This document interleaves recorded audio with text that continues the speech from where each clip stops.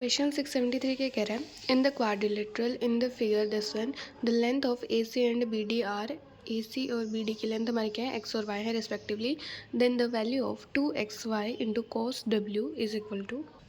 अब ये क्या है हमारे क्वाड्रिलेटरल है ए बी सी डी।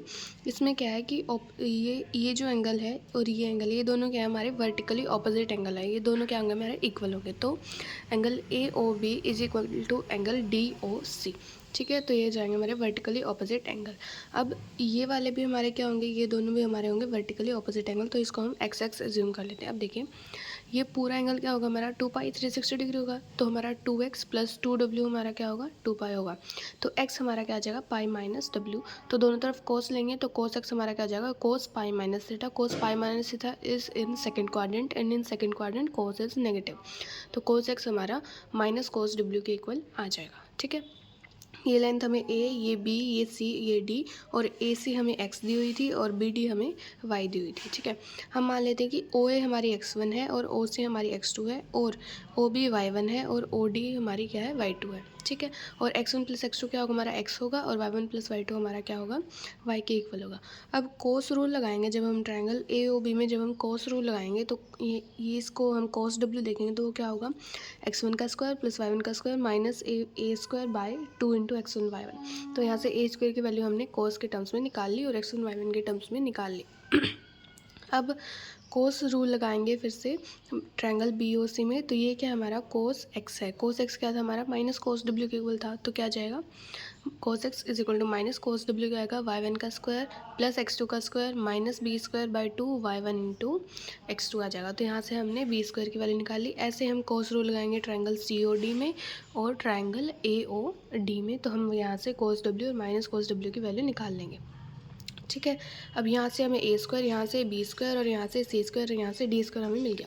अब हम ऑप्शन ए को चेक करते हैं हमारा क्या आता है। जब हम b square plus d square करेंगे और minus a square minus c square करेंगे तो हमारे पास ऐसा कुछ बनेगा। अब क्या होगा y1 square x2 square x1 square y2 square ये हमारे क्या हो जाएंगे सभी कैंसिल आउट हो जाएंगे। तो हमारे पास एट लास्ट बचेगा 2 cos w into y1 x2 plus x1 y2 plus x1 y1 plus x2 y2।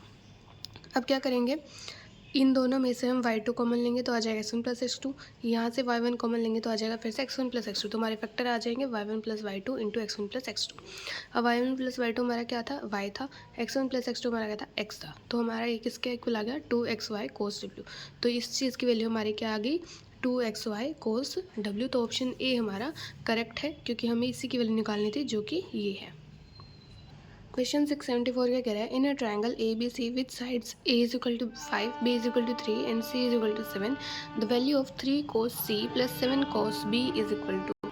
अब देखिए लेट कर लेते हैं कोई ट्रायंगल ए बी से, उसकी साइड हमें क्या दी हुआ है एंगल ए के ऑपोजिट वाली साइड क्या होती है स्मॉल ए होती है और वो हमें 5 दी हुई है। बी के ऑपोजिट स्मॉल बी होती है वो हमें 3 दी हुई है। सी के ऑपोजिट स्मॉल सी होती है वो हमें 7 दी हुई है। ठीक है, अब हम पहले निकालते हैं कोस सी हमारा क्या होगा कोस सी होगा 5 square plus 3 square minus 7 square by 2 into 5 into 3। ठीक है, ये वाला फॉर्मूला लगा दिया हमने तो कोस सी आ गया -1/2। ऐसे ही कोस भी निकालें तो क्या होगा 5 square plus 7 square minus 3 square by 2 into 5 into 7, तो कोस भी आ जाएगा 13/14।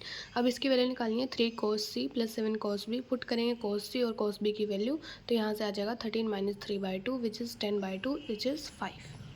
क्वेश्चन 675 क्या कह रहा है if in a triangle A B C the bisector of angle A meets the side B C at the point D then the length of A D is equal to. तो अब हमारा triangle क्या है ए B सी है, उसमें क्या है कि एंगल ए का बाइसेक्टर हमारा क्या है ए डी है और ये ए डी हमारा क्या बाइसेक्टर है एंगल ए का, तो ए भी थीटा हो जाएगा ए भी थीटा हो जाएगा। थीटा हमारा क्या होगा a/2 के इक्वल होगा क्योंकि टोटल एंगल हमारा क्या था ए था, तो थीटा हमारा a/2 के इक्वल हो जाएगा। अब हमें ए डी की लेंथ फाइंड आउट करनी है, कैसे करेंगे पहले हम निकालते हैं area of triangle A B C. हमें ये साइड बी गिवन है ये साइड सी गिवन है। Area of triangle whole A B C क्या होगा हमारा half into B C into sine 2 theta है। 2 थीटा हमारा ए के इक्वल है तो क्या आ जाएगा half into B C into sine A हमारा हो जाएगा area of triangle A B C. ठीक है, अब area of triangle A B D हमारा क्या होगा ए बी डी का एरिया होगा हमारा half into C into A D into sine theta हमारा क्या है a/2 इंटू साइन a/2। ऐसे area of triangle A D C क्या होगा half into B into A D into sine a/2। ठीक है, अब क्या करेंगे area of triangle A B C हमारा किसके इक्वल होगा area of triangle B D C sorry A D C plus A B D के इक्वल होगा। तो यहाँ से 2 से 2 कैंसिल हो जाएगा। अब हम इसे क्या ले सकते हैं, साइन ए को लिख सकते हैं 2 sine A by two into cos A by two into B c था। अब साइन ए बाई टू से हमारा साइन ए बाई टू यहाँ से कैंसिल हो जाएगा। फिर कॉमन भी आ सकता है, आइदर क्या होगा, साइन ए बाई टू 0 होगा और ए डी की वैल्यू हमारी ये आ जाएगी। तो साइन ए बाई टू हमारा 0 नहीं हो सकता, क्योंकि ए बाई टू अगर 0 होगा तो ए हमारा क्या आ जाएगा, या तो 0 आ जाएगा या फिर क्या हो जाएगा, हमारा कोई ऑब्ट्यूज एंगल आ जाएगा।